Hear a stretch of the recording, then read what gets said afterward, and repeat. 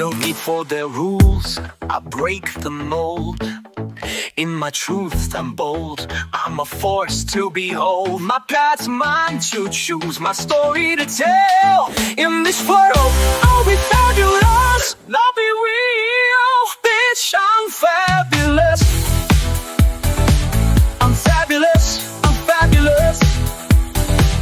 I'm fabulous. Bitch, I'm fabulous. I'm fabulous, I'm fabulous. Bitch, I'm fabulous. I'm fabulous, I'm fabulous. Oh.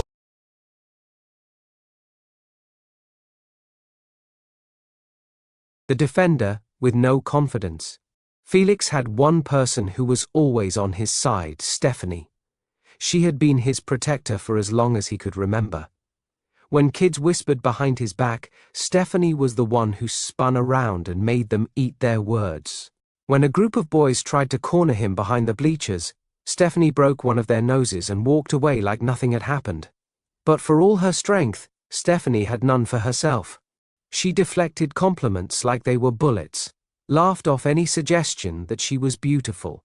Felix knew she didn't see herself the way the rest of the world did. It infuriated him.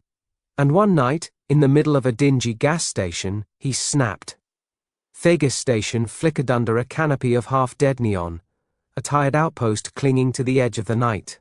Inside, the air was heavy with smell of burnt coffee and cigarette smoke, as if time itself had settled into the cracks of the floor, walls stained yellow with regret. The radio murmured an old country song from a single battered speaker, each note stretching out like a sigh. The aisles were narrow and cluttered, stocked with canned foods and bent postcards no one had mailed in years. A flickering lottery sign blinked its empty promises into the haze, casting pale light over Stephanie's uncertain shadow. Outside, the parking lot was an ocean of blacktop and broken dreams, puddles reflecting stars that didn't really seem to be there.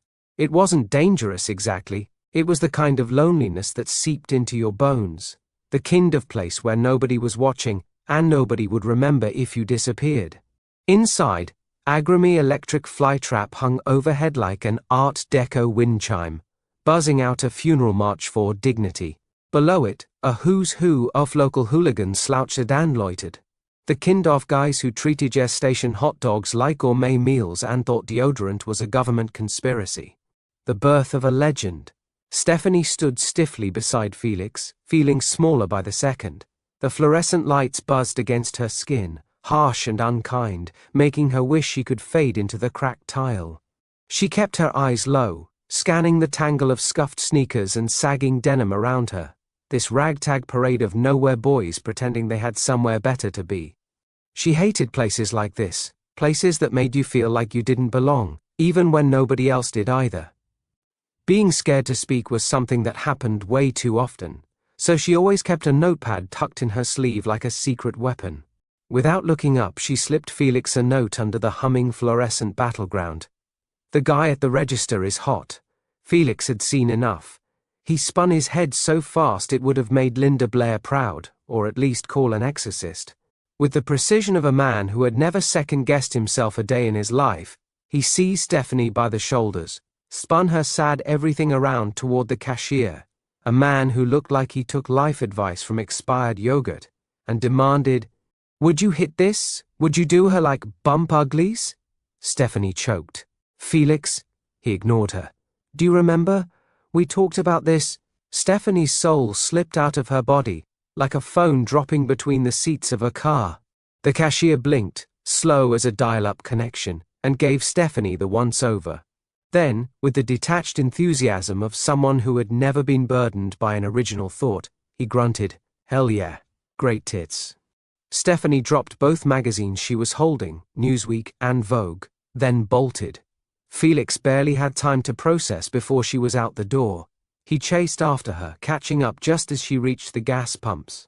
Stephanie, wait, companion story, the seeds of fabulousness, Felix's origin story. Felix performed his head-toe wallet-watch ritual, a calming habit he learned as a child in the orphanage, passed down by Father Clifford. And then it happened. Felix's hand, guided by destiny, mischief, and a touch of divine intervention, made contact with her cheek. A slap. At that moment, the light went out. For a heartbeat, the world stood still. Even the flies seemed to forget how to buzz. Not just in the gas station, the whole block blinked into darkness, like someone had unplugged the town. Then, snap, everything came back on. Felix gasped, staring at his hand. It wasn't cruel. It wasn't reckless. It was the slap. A perfectly calibrated, reality-resetting, self-esteem recalibrating, world-altering smack that cracked through years of self-doubt like a lightning bolt splitting the sky. Felix's stomach twisted. "Oh my God, Stephanie, I didn't mean—" But Stephanie had gone still.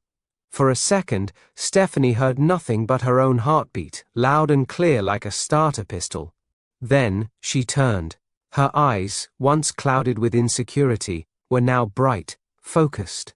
Like a woman who had been handed the goddamn truth and was ready to act accordingly. She inhaled deeply, squared her shoulders, and spun on her heel. Felix, still reeling, stumbled after her as she marched right back into the gas station. She approached the cashier, who was in the middle of eating something regrettable. "You got a phone?" The cashier blinked. Yeah?" Stephanie nodded. "Good. Put my number in it." The poor fool fumbled with his phone like he'd been handed the nuclear codes.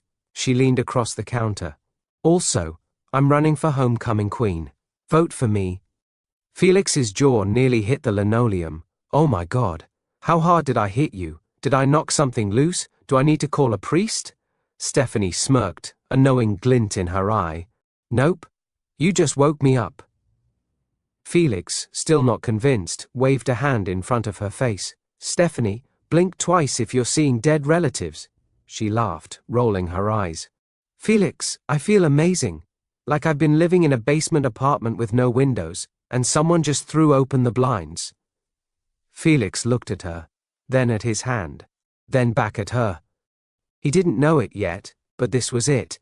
The moment a simple slap became legend. The day Felix Fontaine discovered his true power. And as the gas station door swung closed behind them, he muttered under his breath, as if the universe needed the reminder, "Bitch, I'm fabulous." The parking lot stretched under the sagging canopy of deadlights, stale and weirdly alive. Somewhere in the distance, a muffler coughed, and a lonely dog barked once. It wasn't dangerous. It was emptier than a prayer in a town that had already given up. And somewhere beyond the gas pumps and the flickering fluorescent lights, the side effects of the slap began. Side effects may include fabulousness. And somewhere beyond the gas pumps and the flickering fluorescent lights, the slap's side effects began. A man who hadn't remembered his email password in 3 years suddenly shouted, "It's Meatball86," in the middle of a Dollar Tree.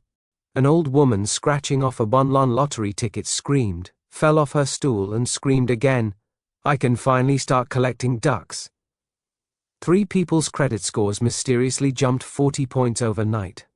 A high school Spanish teacher in Des Moines, who had never spoken a lick of French in her life, turned to her husband and whispered, "Je suis vivante." The gas pump near where Felix had slapped Stephanie shuddered once, then surged. A nozzle popped free, another clicked. Then all at once the pumps roared to life, flooding the air with the smell of gasoline and miracles. A woman clutched her steering wheel, sobbing, "I knew the Lord would bless me in this Arco parking lot." Magic wasn't just in the air. It was confused, undeniable, and fabulous. And it had all started with one slap. Author's note, this memory really happened. There was no blackout, no freegas, no spontaneous French revelations. But after almost 30 years, I spoke to my friend about it, Anchi Sadis, it did change her life. Something about spinning someone around and saying something so ridiculous was mortifying in the moment, but now, she said she would absolutely do it for someone else. Sometimes it just takes a little chaos to shake something loose. And if it's made you smile, even a little, maybe the magic worked after all. Created by Lewis, with the creative support of AI tools ChatGPT. I call him Wes, my grammar and vocabulary magnet. I struggle with words, I misspell them, I repeat them. I sometimes chase them in circles. For a long time I thought that made me broken. But it didn't. It made me real. It made me colorful. It made me me. Wes helps me shape what's already alive inside me, the voice, the heart, the chaos, the survival stitched into every episode. He doesn't write my dreams for me, he helps me carry them. Felix wasn't born from code, he was born from the stories living inside me, stories too loud to stay silent, too vivid to stay locked in my head. Most nights they wake me up, begging to be shared. I can't afford a movie studio, I can't afford a camera crew. What I can afford, and what I chose, is this: words. Stories. A stubborn kind of magic. This isn't weakness. This is what survival looks like when you dare to stay colorful. This is what creativity looks like when you let yourself be helped instead of hiding. And this is just the beginning. This font? Absolutely Felix to perfection. I'm fabulous, I'm fabulous.